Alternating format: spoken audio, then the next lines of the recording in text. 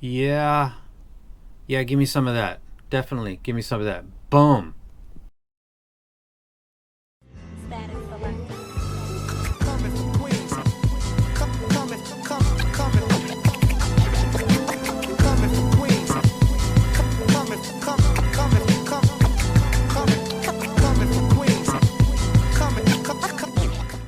Okay, this is a close-up look for Mangird's latest set. It's a tribrid.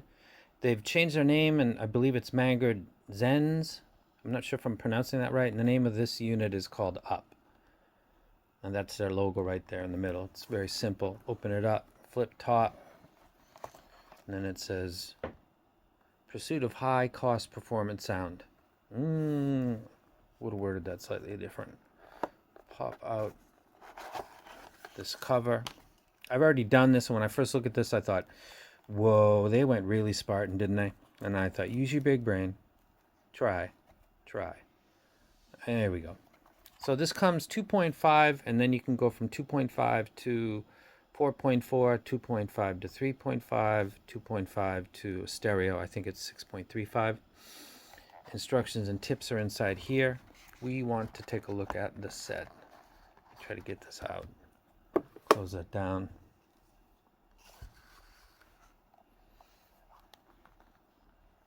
And take a look at this. These look really, really sharp.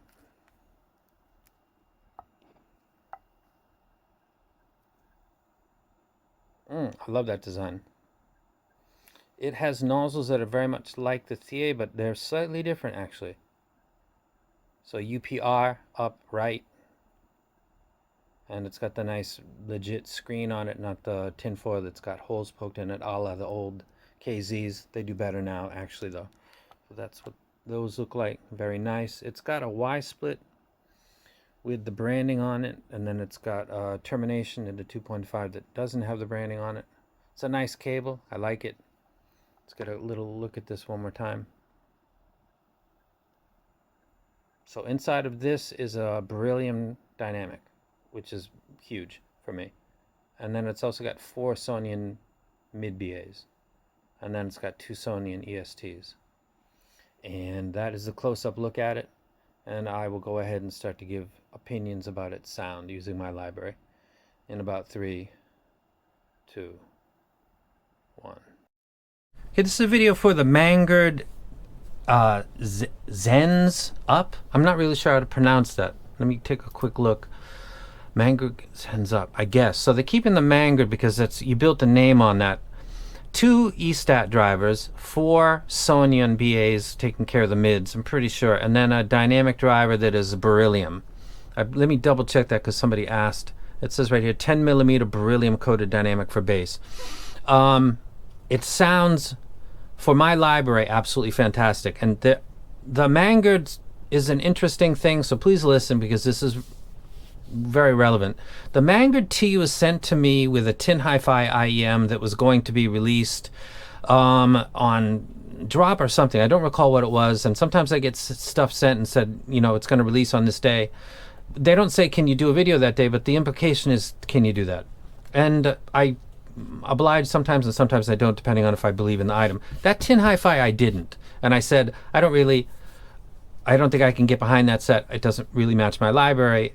But that other set that you said, and I was calling it the Mangird or something. Like I wasn't even calling it by its right name because I don't know what the hell a Mangird is, but I was calling it Mangird.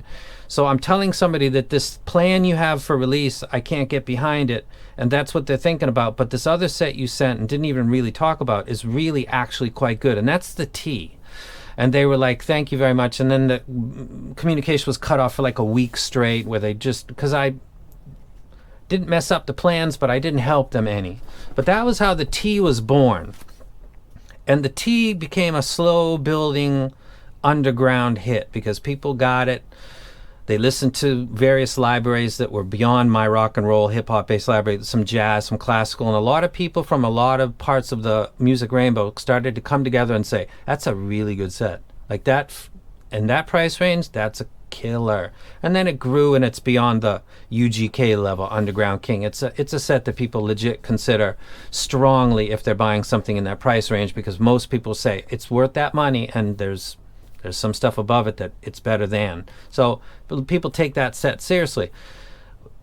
Did they get lucky with that set? Because nobody knows that company really until that set, and then this comes out, and were they able to replicate what they did, or are they going to destroy their own image? It's a concern for me because I don't really know who is doing this stuff. And it looks beautiful. It looks really nice, like that picture. It looks better in the hand, actually. And graphing it, this is the bird and the, okay, this is the last review that I did. This is, let me keep this here. This is interesting.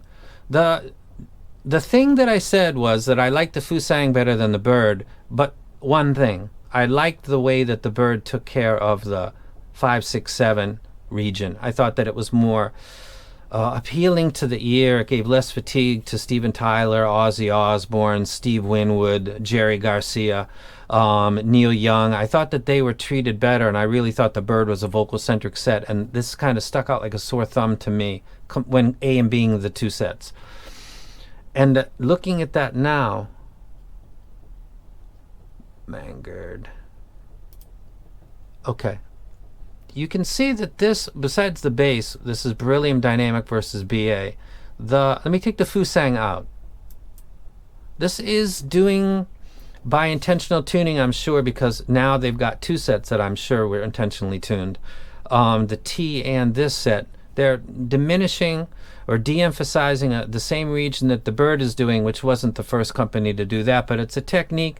Psychoacoustic illusions are the manipulation of certain frequencies to do certain things. You can make a tight bass shelf, and you can give the illusion of some space between two low frequency instruments like a 4-string bass and a drum kit, for example. You can elevate certain regions specific beyond 8 kilohertz that will give a sense of air in things that shouldn't have a sense of air, because they're all basically earplugs isolating all outside sound. So if you feel like listening to a live track that you're really in a sense of space, like in a live track, that's an acoustic illusion that's intentionally added by people that do the tuning. This type of cut is done intentionally, and it's done to soften the intensity of some upper harmonics related to guitars. For my library, that's what it impacts for cymbal strikes. And the like, things that exist up to harmonica keyboards. I thought that the bird did a great job, and I said in the review that I didn't think it was worth $6,000. I didn't think it was revolutionary or evolutionary at all. I didn't think the price is not warranted at all, but it's a good set. And this set right here that we're looking at is notable in two fronts. One, it's got a lot more bass and it's dynamic and Beryllium, but the point of Beryllium is to stiffen the diaphragm so that you can have elevated bass and not have the mid penalty, like we just talked about that set right there, the L2. So Thie's releasing stuff with Beryllium like they told me back in Christmas around December before that this would be coming up, and I'm really glad they came out, because the L2 is really, really good, and it's going to be a real big hit. And this is going to be a big hit with people that like their impact. They like the bass guitar. With, if you've listened to stuff like the Clairvoyance and the Oracle, and you've thought, I really would like a little more punch, or even the Mangird T, and you thought, I wish that had more slam, this would be the set that you would like. Listening to stuff like Tupac Shakur, Ambitions as a Rider, listening to stuff like Kill Jill by Big Boy. Hatsune Miku sounds great, actually, because of that slight de-emphasis, just like on the bird. And the bass hit on this sounds savage.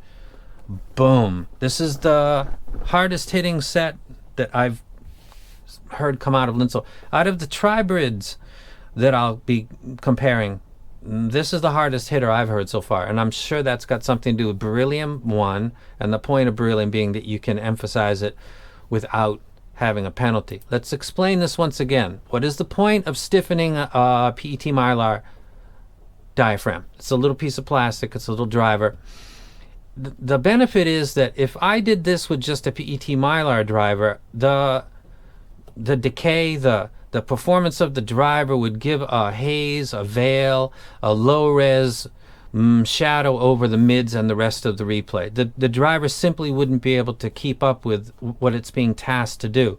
Metal or different types of coatings can The liquid crystal polymer that Sony uses. I think Moondrop uses that as well. Sometimes they put it on the cone, sometimes the entire diaphragm, versions of that. Beryllium has seemed to, when used as a coat on top of PET Mylar, allows the elevation of bass without the damaging of the mids. Like you don't lose the vocals, you don't sound like the vocals are out, you don't listen to something like Black Sabbath. Actually, Sultans of Swing is what I want to say.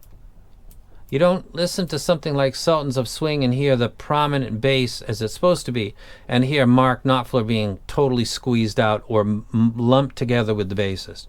That's the purpose, as it relates to my library, of wanting Beryllium and why people use it. It's a stiffening material that's stiffer than the plastic, and it performs better. I talked with somebody once on a chat for a couple hours, and I was debating technicalities and whether or not that was a term that was really should be thrown around a lot. And he was saying, you're talking about beryllium as being superior because it's stiffening properties. That's technicalities, is it not? And I thought, you got me. That's true. That's literally what that is. The performance of the low end and as it transverses into the mids is seemingly better, more natural when it's done with a driver that's got a beryllium coating on it. So this set plays low frequency.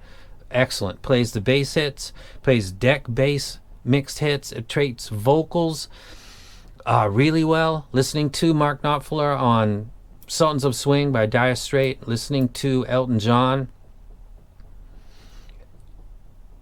Someone Saved My Life Tonight. I just did that in a prior video. The vocals sound great. They're not crowded out by the bass. If you listen to stuff like Massive Attack, you'll love this set. If you listen to stuff that's got hip-hop in your library and maybe it's 50%, maybe a little bit less, but you want to get a good kick and you don't want to touch the EQ to get it, and you don't want that bass that's up, that's giving you the sense of fun, to interfere with other parts of your library that might be on shuffle. So you're really enjoying something like Angel for Massive Attack, and that might drop into something completely different. You don't want to have to look at your thing and change the preset.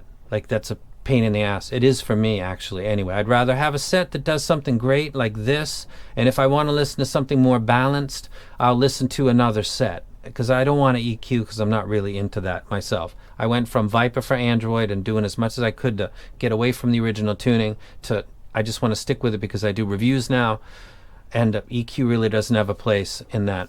That's your thing, and if you want to do it, go ahead, but I'm not really going to suggest it. So I think Mangird did a great job. I'm going to compare this with the Variations. I'm going to compare it with the latest release from Shure, the EJ07M. I'm going to compare it with the Oracle and the Clairvoyance and the Monarch. I got another one coming. I actually bought it used because the one that I had, I gave it away to I think a raffle, so I got to get that again. Very good set. Sounds very clear. I love the way that it handles the treble. I love the way that it handles the bass, and I don't seem to be lacking or wanting in the mids in any kind of a way. I'll get more specific with the timestamps and the tracks that I use when I'm being with at least one other set, like the Variations or whatever the most requested set is. I'll make sure that I put a lot of time into that and this, and then I'll add like 4 more, maybe do the whiteboard, because there has to be a tribrid showdown. For bass, for low end, and also politeness in the treble without sacrificing detail, this would be the set that I'd recommend. It looks stunning and it sounds absolutely brilliant, and I'm so stoked because Mangird now has 2 feet on the ground with 2 good sets, the T and this set, and moving forward, don't lose your audience. You're building it right now. Good first 2 steps. They might have released something called the MT4U. I'm not sure if that was them that did that. I didn't like the way that it handled bass. They elevated it, but I don't know if it was a Beryllium driver. This is well executed. Very good job. And for now, I'm out.